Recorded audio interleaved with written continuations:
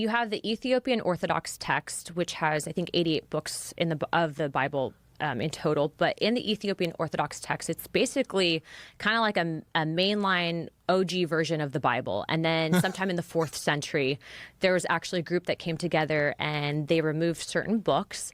At first, you might think what she's saying is so ridiculous, it isn't even worth addressing. But you would be surprised at how many people online are actually promoting the so-called Ethiopian Bible, as if it were the original ultimate scripture, and claiming that the Catholic Church later swooped in, chopped out books, and manufactured its own Bible. But here is the real issue.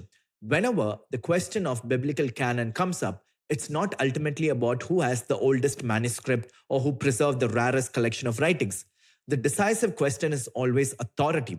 Who had the authority given by Christ himself to gather the inspired books and infallibly declared, this is scripture and this is not?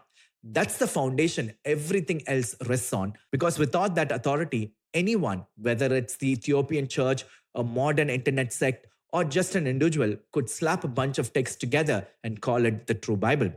But unless that claim is backed by the authority Christ entrusted to his church, it is meaningless. As St. Augustine said, I would not believe the gospel if the authority of the Catholic Church did not move me to do so.